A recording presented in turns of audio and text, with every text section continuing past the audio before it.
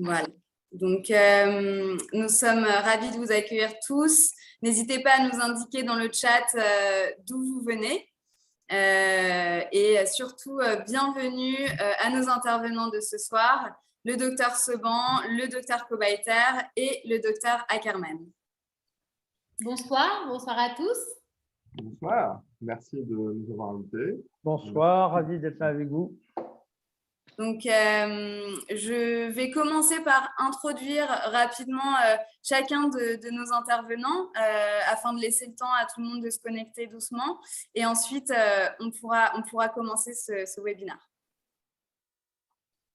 Alors, le docteur Pierre-Jacques Ackerman est un médecin esthétique qui exerce comme praticien libéral à Hermont et à Paris. Et il est aussi praticien hospitalier à l'hôpital Simone Veil à Eubonne.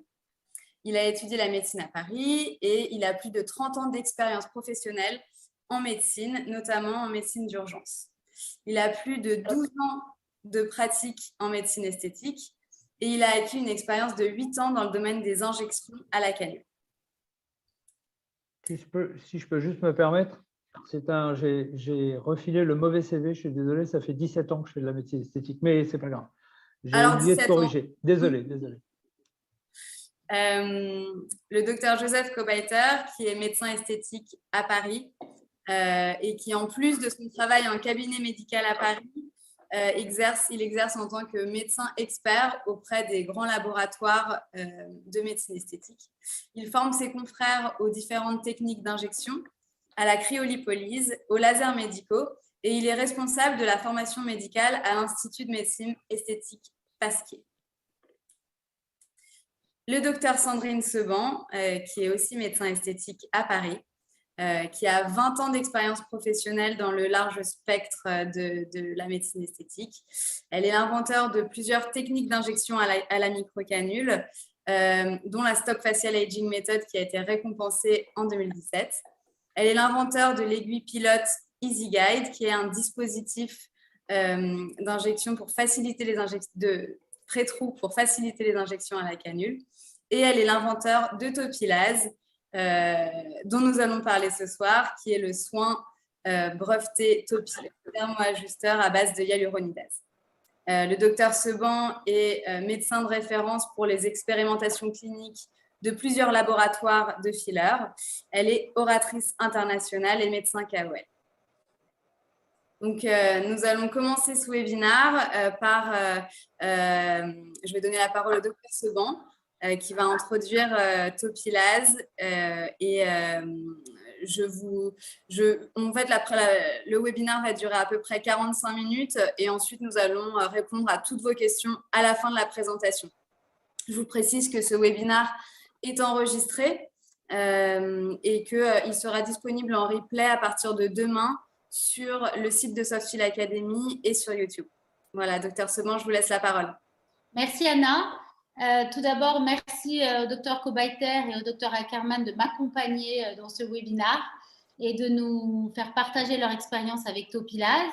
J'aimerais vous remercier tous d'être présents. Pas évident toujours d'être présent le soir après les consultations en pleine semaine. Je vous en remercie. Et j'aimerais évidemment introduire le sujet de Topilase, qui pour moi est un sujet qui me tient à cœur.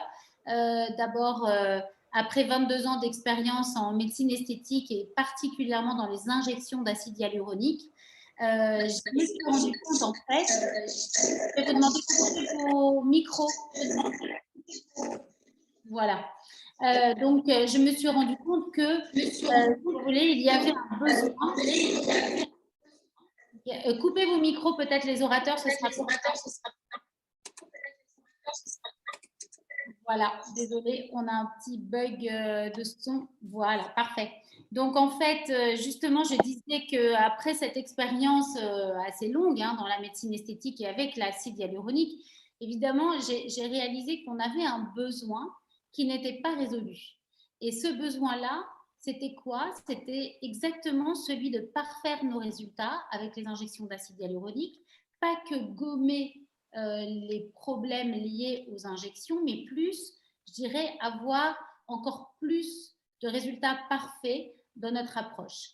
On n'avait qu'à notre portée la hyaluronidase injectable pour cela, mais ça ne répondait pas à mon besoin, puisqu'en fait, la réalité, c'était que je voulais quelque chose de très maniable et de peu agressif. La hyaluronidase injectable, nous allons le voir là tout de suite avec le docteur Ackermann, malheureusement, il n'est pas quelque chose que l'on peut utiliser aussi facilement que ça, et vous le savez, au quotidien dans nos cabinets. Donc l'idée, c'était d'avoir idéalement 0 effet secondaire, un outil pour moduler les effets secondaires que nous allons voir justement qui sont liés aux excès, aux malpositions d'acide hyaluronique. Et puis, j'ai fait donc 5 ans de recherche sur Topilase.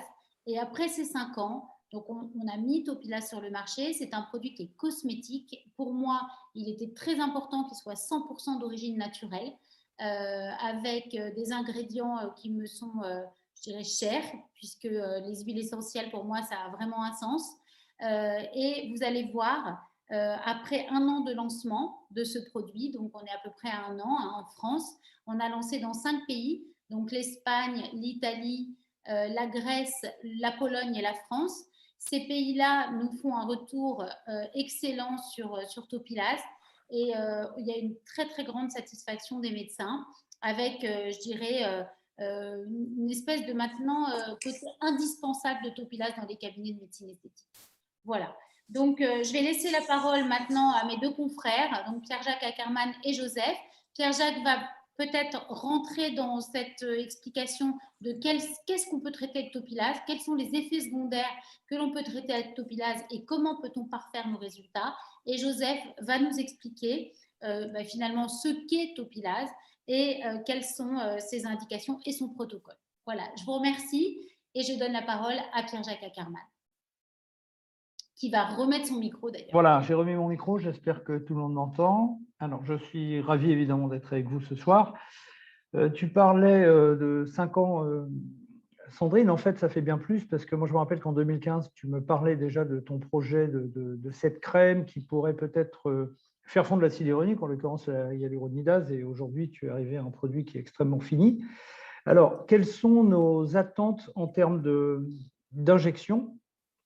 Si je peux avoir le slide d'après, Anna, s'il vous plaît. Voilà. On fait donc beaucoup de volumétrie. On le sait maintenant, ça a beaucoup progressé. On fait des injections de nappage, des injections de ridules, des injections de cernes, des injections de sillons. Voilà, tout ça peut nous amener évidemment à un certain nombre de risques d'effets secondaires.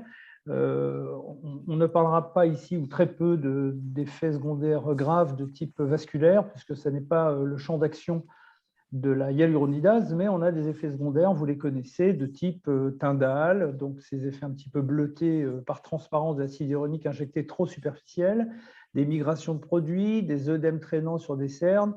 À titre personnel, j'ai pu effectivement, dans les phases de test et encore aujourd'hui, tester cette hyaluronidase, cette Topilase, et qui m'a rendu de bien grands services. Le slide d'après. Donc les effets secondaires, je vous en parlais. Donc, on a des surcorrections, on a des effets, le fameux effet Tyndall, donc cette coloration bleutée que l'on a lorsqu'un acide hyaluronique est injecté trop superficiellement.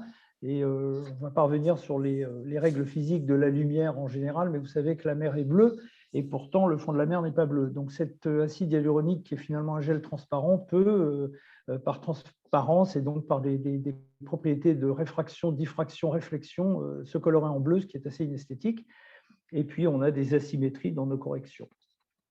Ces effets secondaires, on va essayer de lutter avec grâce à la Topilase. Le slide d'après était intéressant parce qu'il y avait eu un médecin américain qui avait constaté et qui avait mis cette petite étude ou réflexion sur Instagram, sachant qu'une demande sur 4 des patients avait envie de corriger cet acide hyaluronique qui était donc mal placé, notamment au niveau des lèvres chez lui, au niveau du cerne, ou pour des œdèmes traînants, choses comme ça. Alors, une demande sur 4, c'est peut-être un petit peu beaucoup, je ne sais pas ce que vous observez dans vos cabinets, mais enfin, il était assez fréquent qu'on ait des demandes de patientes que nous avons injectées ou que d'autres ont injectées qui viennent dans nos cabinets pour demander ces corrections.